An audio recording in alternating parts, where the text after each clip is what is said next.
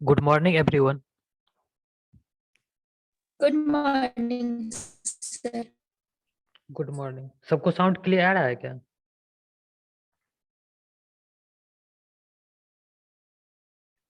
Hello. Yes sir. Okay. हम लोग mathematical method पढ़ चुके हैं। मैथमेटिकल मेथड में कौन कौन सा पढ़े हैं हम लोग? Sir arithmetic increase method, geometric increase method and incremental increase method. First पढ़े थे हम लोग arithmetic increase method.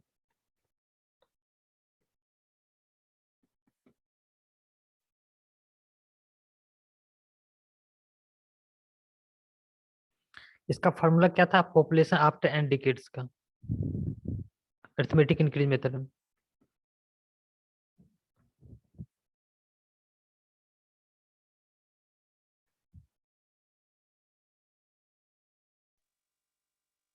Sir P N is equal to P not plus N into X बार। यहाँ पे एक्स बार क्या था? एक्स बार था सर पर डिकेट था सर। एक्स बार पर per decade increase in population sir. Average increase in population of known decades. P naught क्या था यहाँ पर? Last known decade population. Population of last known decade. P N क्या था?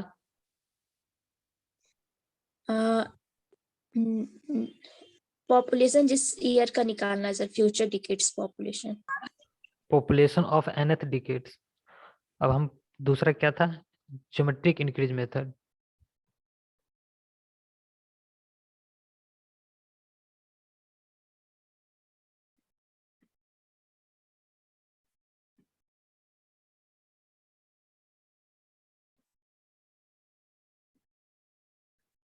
Geometric increase method में population after nth decade, इसका formula क्या था?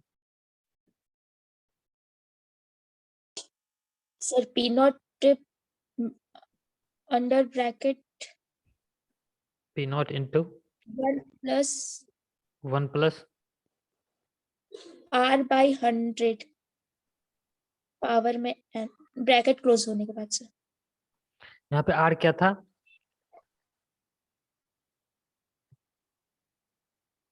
Sir average percentage of population. Average percentage growth rate of known decades. Third third क्या था? Incremental increase method.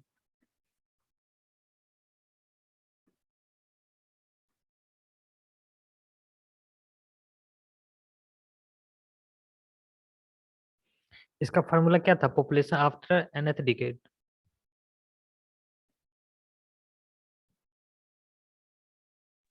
Sir P not plus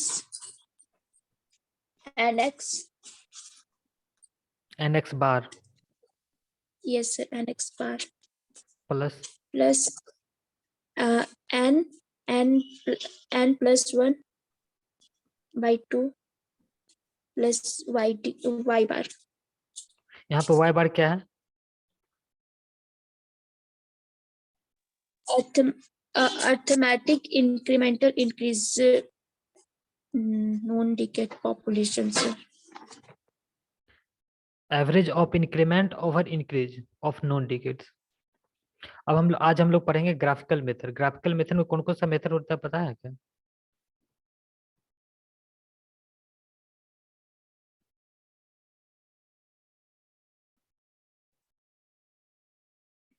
future population और population forecasting के लिए graphical method में कौन कौन सा मेथड होता है? Logistic curve method. Logistic curve method.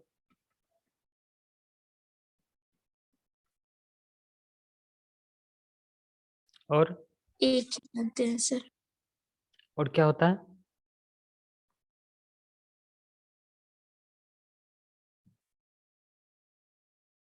एक ही जानते हैं सर, याद तीन। है एक ही अभी। इसमें तीन मेथड होता है, लॉजिस्टिक कर्व मेथड, एक होता है सिंपल ग्राफिकल मेथड,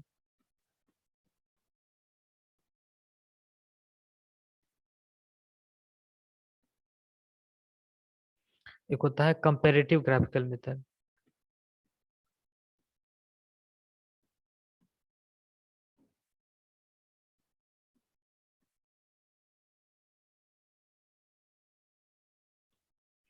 सबसे पहले हम लोग पढ़ेंगे सिंपल ग्राफिकल मेथड। देखो ग्राफिकल मेथड में तीन मेथड होता है। First simple graphical method, second comparative graphical method, third logistic और ग्रोथ कर्व मेथड। इसको ग्रोथ कर्व मेथड भी बोलते हैं।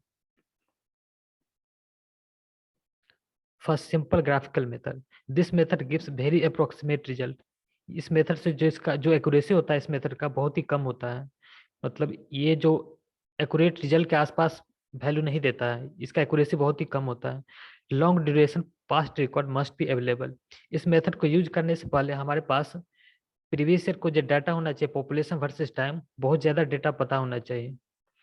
Extend the previous graph for short duration. Suppose ये किसी सिटी का पॉपुलेशन का ग्रोथ का ग्राफ है।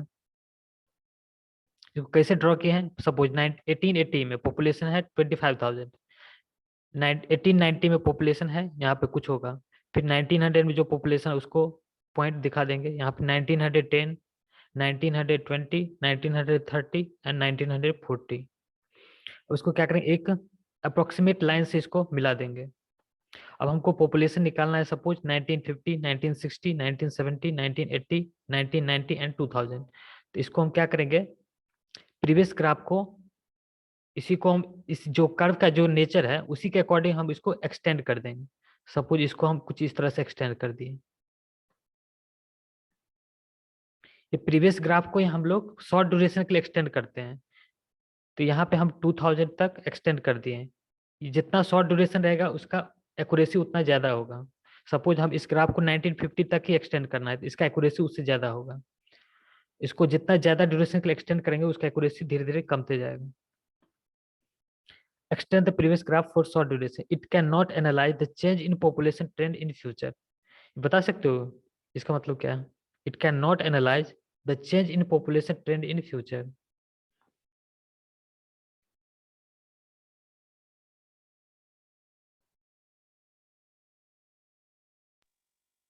सर एग्जैक्टली एनालिसिस नहीं कर सकते हम लोग।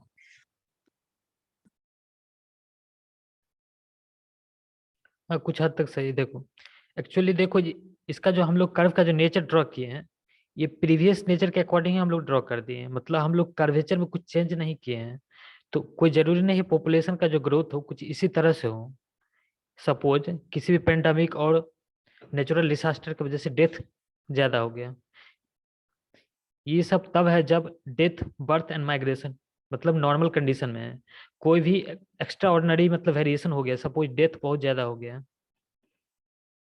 तो उस केस में क्या होगा, पॉपुलेशन के यहाँ पर जो कर्व होगा, सपोज 1940 से 1950 10 ईयर में डेथ बहुत ज्यादा हो गया कोई भी पेंडेमिक के रीजन से, तो इसका कर्व कुछ इस तरह से हो जाएगा। ये ज्यादा इसका ग्रोथ नहीं होगा। उसके बाद सपोज उसके बाद नॉर्मल कंडीशन है, फिर इसके बाद इसका कर्व कुछ इस तरह से चेंज हो जाएगा।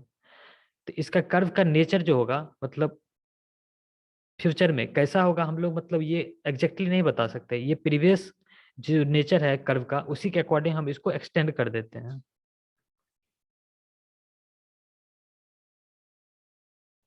वही बता रहा है, it can not analyse the change in population trend in future. तो ग्राफ का जो नेचर होगा फ्यूचर में कैसा होगा हम लोग प्रेडिक्ट नहीं कर सकते हैं। तो इससे हम लोग क्या करते हैं, जो प्रीवियस जो ग्राफ है उसी को हम लोग एक्सटेंड कर देते हैं। इससे जो जो भी मतलब रिजल्ट आता है उसका एक्यूरेसी बहुत ही लो होता है। यहाँ तक किसी को कोई डाउट?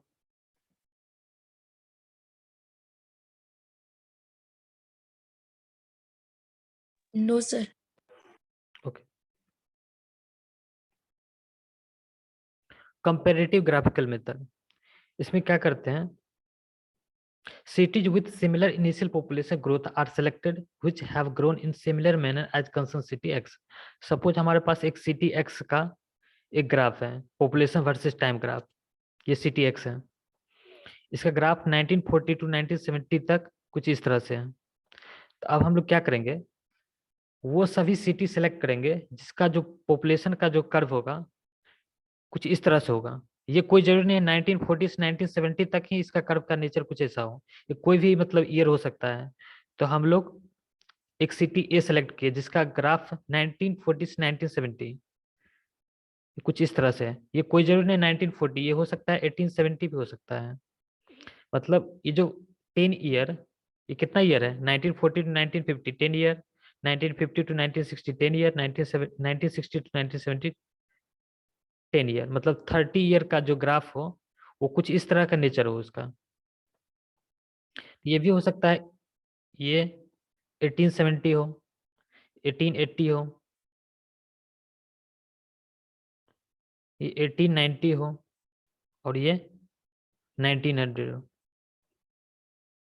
ये कोई जो 1940 ही हो ये, मतलब कोई भी हम लोग को ईयर सेलेक्ट करेंगे जहां से इसका जो कर्व का जो नेचर है 1940 टू 1970, मतलब 30 ईयर तक इसका कर्व का नेचर कुछ इसी तरह से होना चाहिए जो सी टी एक्स का जो कर्व का नेचर है। जैसे सपोज हम सी टी ए सेलेक्ट कर लिए, उसके बाद हम क्या करेंगे, फिर दूसरा सिटी सेलेक्ट करेंगे, यहाँ पे सिटी बी भी सेलेक्ट किए जिसका जो 1940 टू 1970 जिसका कर्व का नेचर कुछ इस तरह से है। यहाँ भी ईयर कुछ भी हो सकता है, 1770 हो सकता है, ये 1780 हो सकता है, ये 1790 हो सकता है, ये 1800 ऐसे कुछ हो सकता है। मतलब कॉन्जिक्यूटिव ईयर होना चाहिए। जिस सिटी वी सेलेक्ट कर लिए उसके बाद फिर सिटी सी सेलेक्ट कर लिए जिसका कर्व का नेचर यहाँ से लेकर यहाँ तक सिमिलर है सिटी एक्स के जैसा। फिर सिटी डी सेलेक्ट किए जिसका कर्व का नेचर यहाँ से लेकर यहाँ तक सिटी एक्स के जैसा ही है। हम लोग वो सभी सिटी सेलेक्ट किए हैं जिसका कर्व का nature from 430 years city x के जैसा है। उसके बाद क्या किए, the graphs are plotted and superimpose along with the graph of city x. अब जितना भी ग्राफ है सिटी एक्स के अलावा city x, city A, city B, city C, city D, सबको एक ग्राफ पे सुपर इम्पोज कर देंगे। तो सिटी 1940 से 1970 तक सबका सिमिलर नेचर है तो ये एक लाइन पे ही आ जाएगा तीनों। तीनों मतलब सिटी एक्स आएगा, city A, city B, city C, city D, मतलब पांचों आ जाएगा, 5 सिटी आ जाएगा, city x, city A, city B, city C and city D.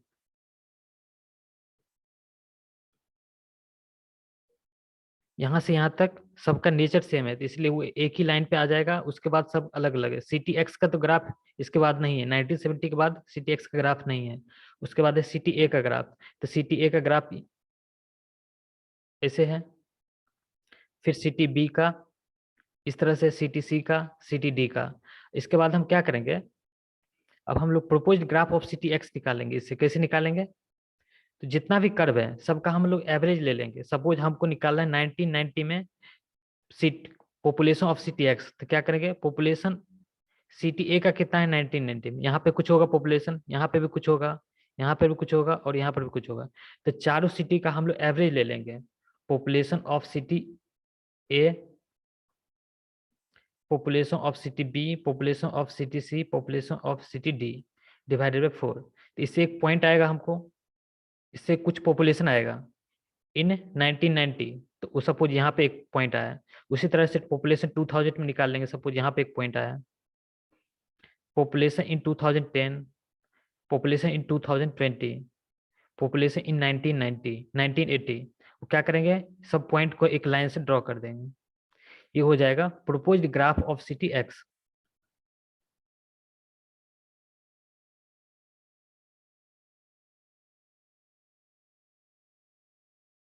यहाँ तक किसी को कोई डाउट, ये कर्व कैसे आया, proposed graph of city x कैसे आया, किसी को डाउट है यहाँ पे?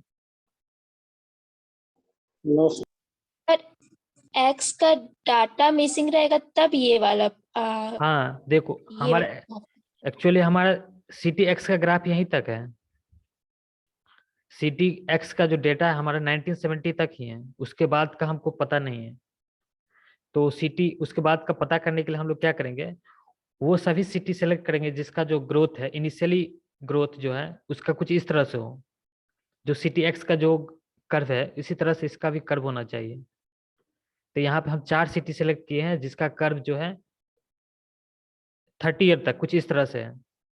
तो हम city A, city B, city C and city D, देखो ये कोई जरूरी नहीं 1940 हो, ये कोई भी ईयर हो सकता है, लेकिन कॉन्जिक्यूटिव ईयर होना चाहिए। ये हो सकता है 1970 हो, ये 1980 हो,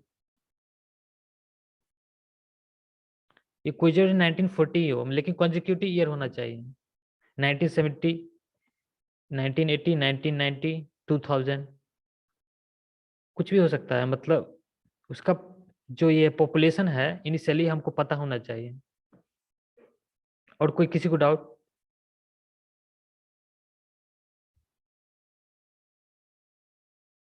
ओ सर। और कोई डाउट नहीं है?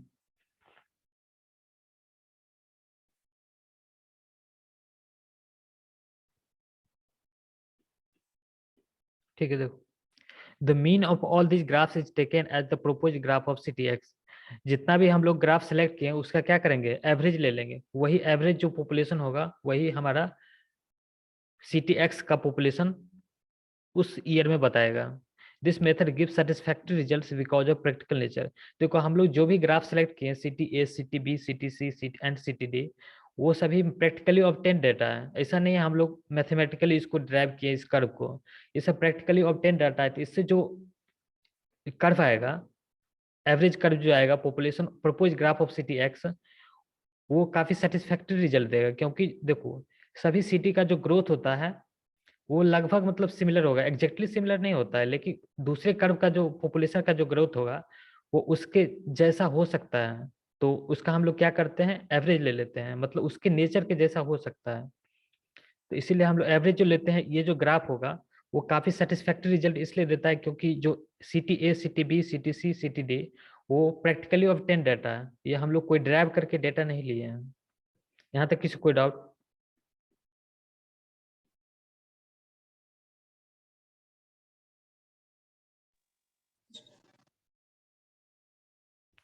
Hello? No sir. Okay. Logistic और ग्रोथ कर method. The three major factor responsible for population changes are. कौन कौन सा ऐसा फैक्टर है जो पॉपुलेशन चेंज के लिए रिस्पॉन्सिबल होता है?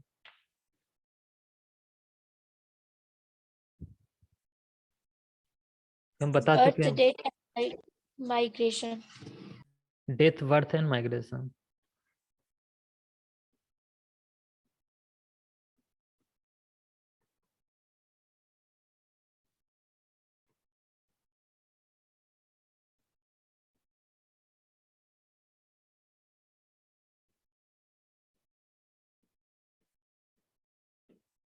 Assumption.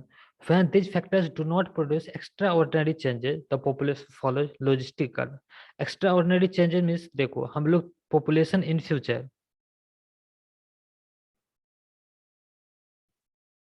ये मान रहे हैं this equal to population of last known decade plus death, sorry, plus birth plus death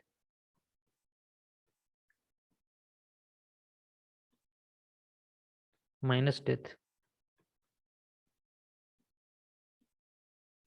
plus minus migration.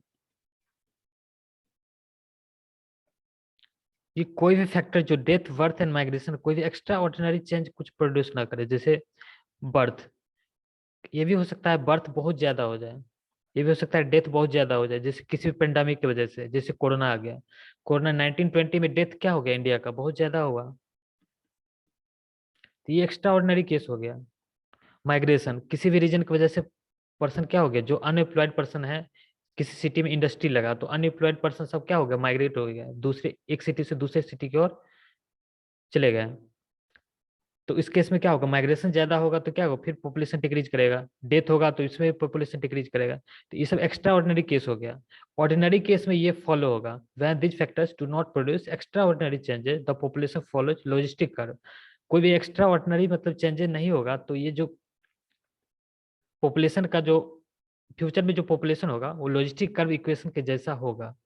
यहाँ तक किसी कोई डाउट?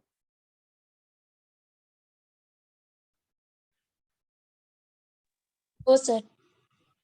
देखो लॉजिस्टिक कर्व इक्वेशन, ये किसी को पता है क्या लॉजिस्टिक कर्व इक्वेशन क्या होता है?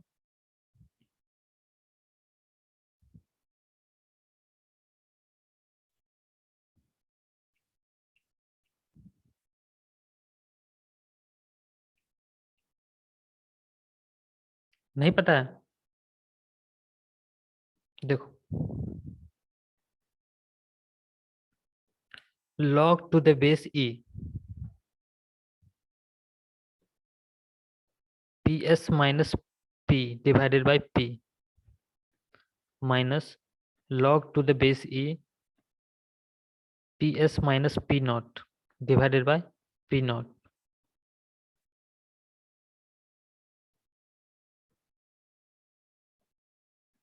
is equal to minus times of k into ps into t. This is called logistic curve equation. यहाँ पर ps क्या है कोई बता सकते हो? saturation population. Saturation population.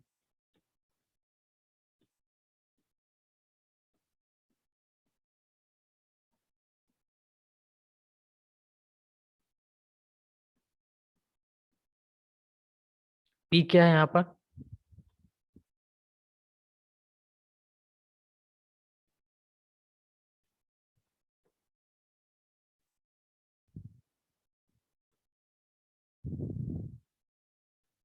यहाँ पर p क्या है?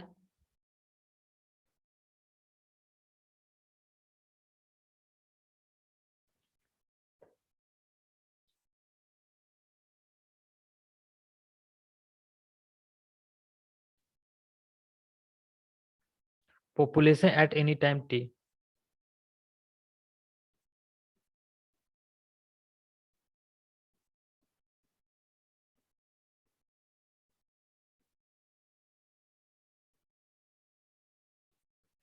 p नॉट क्या है यहाँ पर?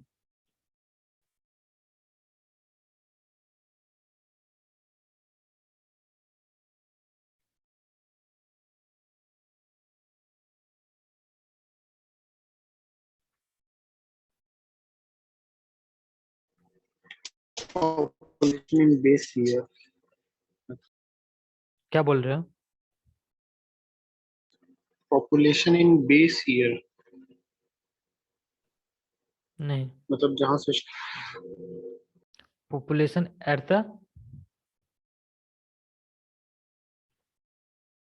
जहां से ग्राफ स्टार्ट होता है वहां पे जो पॉपुलेशन होता है उसको पी नॉट बोलते हैं. Population at the start point of the curve.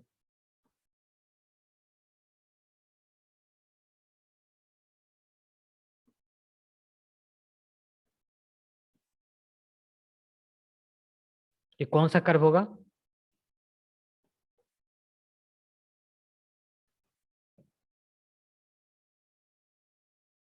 Population at the start point of curve, ये कौन सा कर्व होगा?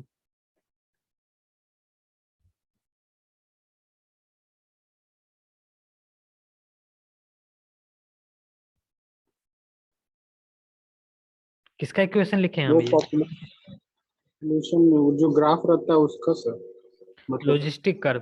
Logistic curve. Logistic curve. अब इस इक्वेशन को हम लोग सॉल्व करेंगे. ये देखो, इस पूरे को हम a माने, इस पूरे को हम b माने, तो ये क्या आ रहा है? log a minus p, log a minus log b. log a minus log b क्या हो रहा है, क्या होता है?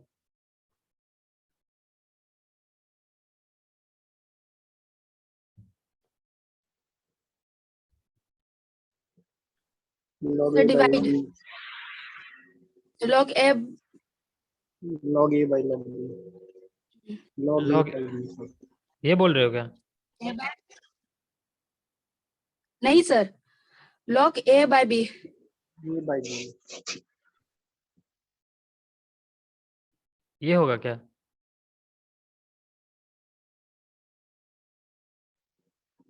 Yes sir. ओके. हाँ देखो, ये हो जाएगा log to the base e, a की जगह पर हम लोग क्या लिखेंगे? ps minus p divided by p. B की जगह पर हम लोग क्या लिखेंगे, P S minus P not divided by P naught, P S minus P not divided by P naught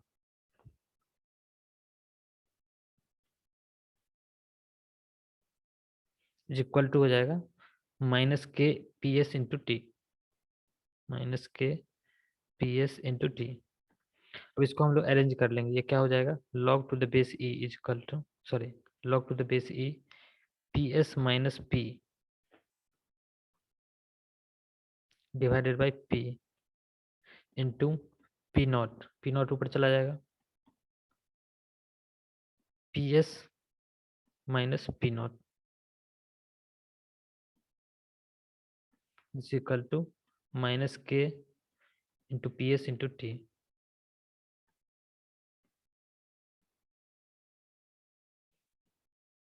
P S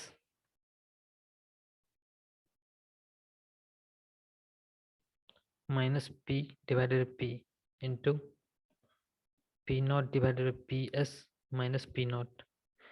ये ई इस साइड जाएगा तो क्या हो जाएगा,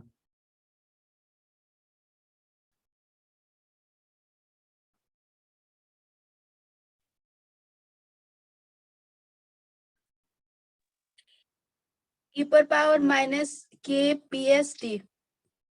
ई to the power minus K P S into T.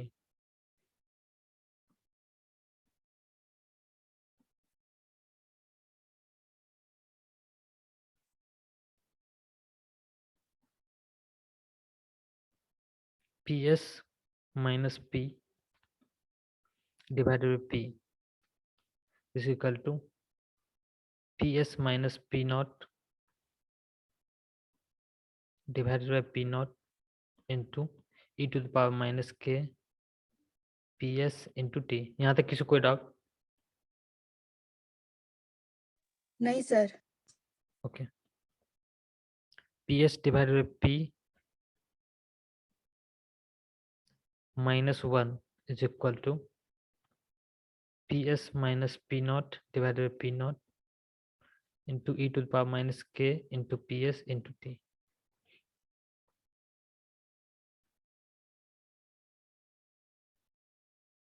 P S by P होगा यहाँ पे, पी एस बाई पी। यहाँ तक किसी कोई doubt?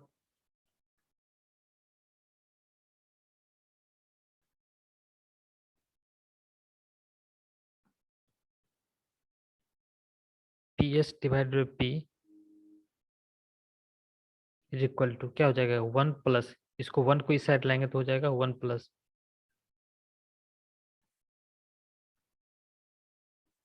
P S minus P not divided by P not into E to the power minus K into P S into T.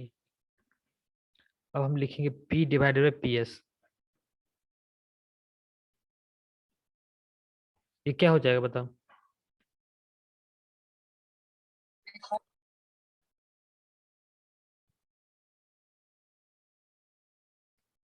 p divided by P S कितना होगा, reverse हो जाएगा इस side पे। रिवर्स हो जाएगा, ये हो जाएगा one divided by one plus P S minus P not divided by P not into E to the power minus K into P S into T. यहाँ से p इजकल टू हो जाएगा P S divided by one plus P S minus P not divided by P not into E to the power minus K into P S into T.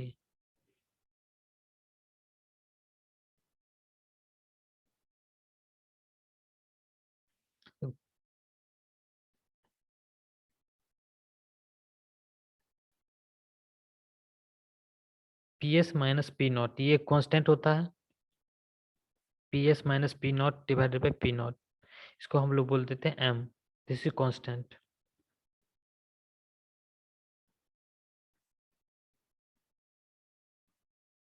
यहाँ पर k क्या था,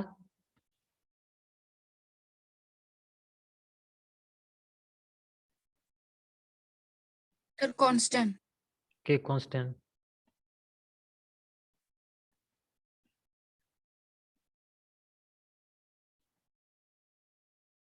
minus K into P S, ये भी एक constant होगा, इसको हम नाम देते हैं एन। देखो इक्वेशन क्या बन रहा है, P is equal to P S divided by 1 plus m into E to the power कितना हो गई,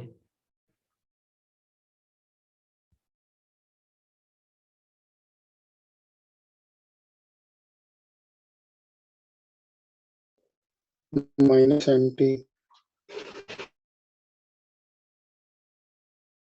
ये सही है क्या, कोई बताओ ये सही है क्या गलत है। सर आप क्या बोले? हम बता रहे थे ई टू द पावर कितना होगा, ई टू द पावर यहाँ पे कितना होगा, किसी ने बोला E to the power minus N T, ये सही है क्या। No sir, the power n होगा sir. E to the power N होगा, E to the power N होगा, और t। टी होगा।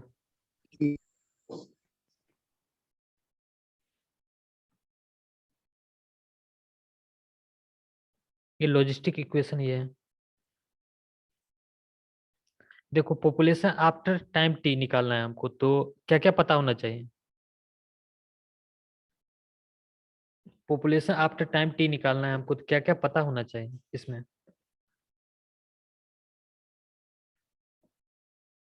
सर सेचुरेशन पॉपुलेशन, पीएस और फिर हाँ फिर m, और